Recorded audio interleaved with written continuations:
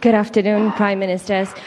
Amid the current situation in the Middle East, what specific approaches will Singapore and Malaysia take to ensure that the reactions to the war and the ground sentiments in both countries do not have any spillover effects, especially on mutual investments, bilateral cooperation, and our long-standing ties? I don't think they should affect our bilateral relations. I think we've each expressed our views on what's happening in the Middle East.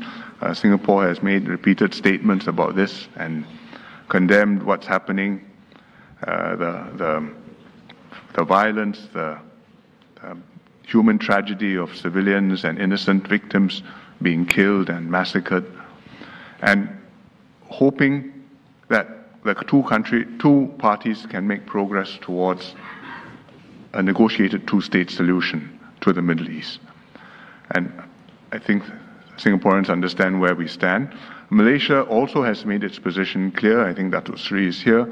Their situation is not the same as ours because we have diplomatic relations with Israel, but at the same time we have friendly relations with the Palestine Authority. And Malaysia has very friendly relations with the Palestine Authority, but you don't have diplomatic relations with Israel. So the diplomatic situation is not identical, but there's no reason for that to cause a difficulty between Malaysia and Singapore. I think what is the common position is important. I mean, Singapore and Malaysia supported the resolution, UN resolution, on this ceasefire. And that is to me very critical for now. And humanitarian assistance.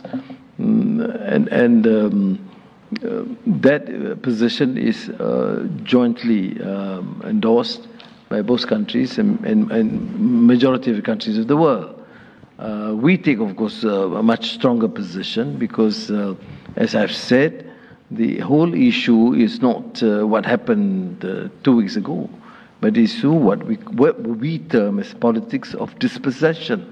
I mean, countries cannot continue to colonize another part of the Palestinian lands.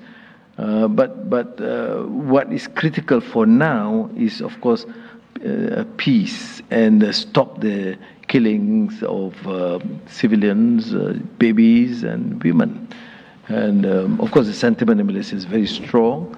And I've been in touch with many of the Arab leaders too, and have expressed our position that we support a peaceful resolution, an immediate resolution of the conflict, but humanitarian assistance is paramount. Thank you. Thank you, Excellencies. I invite you to take a handshake shot to look at the cameras before we end.